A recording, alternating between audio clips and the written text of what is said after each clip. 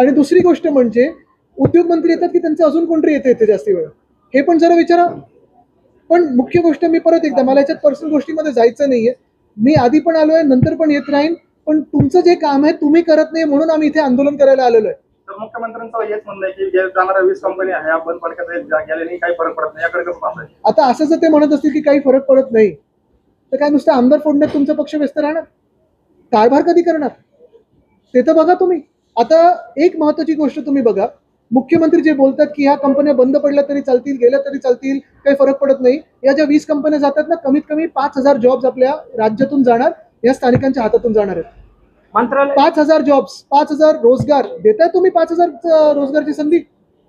अजय बांगा जे वर्ल्ड बँकचे प्रेसिडेंट आहेत, त्यांनी सांगितलेलं आहे की पुढच्या 10 वर्षांमध्ये जागतिक स्तरावर जे इमर्जिंग इकॉनॉमीज आहेत त्याच्यात जवळपास 120 कोटी तरुण तरुणी या जॉब मार्केटमध्ये येणार आहेत, 18 वर्षाचे होणार आहेत. हे जेनझी आहेत, हे जेन अल्फा आहेत जे आता आंदोलन करत होते. हे 120 कोटी जेन झी आणि जेन अल्फा पुढच्या 10 वर्षात जॉब मार्केटमध्ये येणार आहे. आणि जागतिक स्तरावर फक्त 40 कोटी जॉब्स निर्माण होणार आहेत. 80 कोटी जॉबचं काय? आणि एका बाजूला जग हे विचार करते आणि दुसऱ्या बाजूला मुख्यमंत्री बोलतात काय फरक पडतो.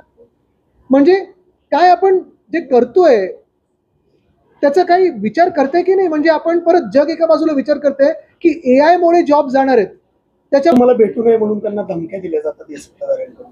मला वाटतं आता कोणी घाबरत नाही. आपण पाहिलं असेल धमक्या तर अनेक दिल्या जातात, पण तरुणींनी जे जंतर मंतरला दाखवलं, की मुंबईत दाखवलं, बिहारमध्ये दाखवलं, अगदी AK-47च्या समोर उभे राहिले.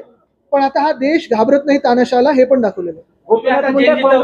तुम्ही आता जेनजीचा उल्लेख केला, मात्र नक्षलवादी मानसिकतेचे लोक तरुणांची माती भडकवत आहेत असा आरोप पंतप्रधान मोदींनी केलाय. आज ते जे बोलले ते खूपच म्हणजे दिमागी नक्षल वगैरे हे जे काही बोलले, मला वाटतं हुशार लोकांची भाजपला ॲलर्जी काय?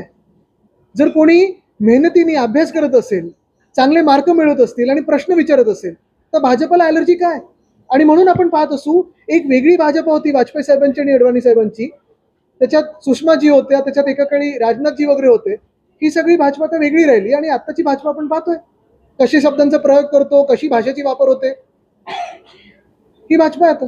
तर बेसिकली एकच आहे, भाजपाला हुशार लोकांची आणि जेनझी यांची ॲलर्जी आहे. या सरकारमध्ये ज्या प्रायोरिटी आहेत ते एवढ्या विचित्र झालेल्या आहेत.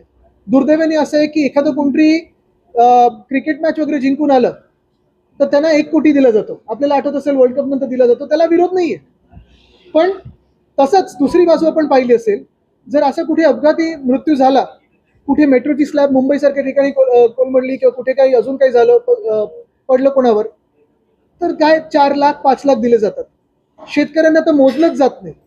आणि त्याच बाजूला एका बाजूला आपण पाहतोय 35,000 उद्योग आपल्या राज्यातून निघून गेलेत किंवा बंद झालेले आहेत.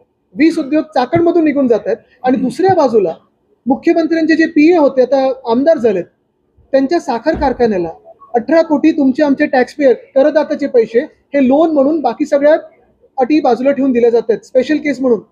जर त्यांच्यासाठी स्पेशल केस होते, मुख्यमंत्र्यांच्या निकटवर्गीय PA ना स्पेशल केस असते आणि त्यांच्या साखर कारखान्यासाठी स्पेशल केस आहे, मग का नाही चाकणसाठी तुम्ही स्पेशल केस करत? का नाही तुम्ही जसं परवा मी पेगलवाडीच्या त्या शाळेमध्ये गेलो होतो, रस्त्यासाठी स्पेशल केस करत?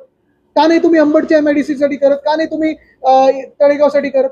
स्पेशल केस की तुमच्याच फक्त लोकांसाठी होणार, जनतेसाठी स्पेशल केस नाही.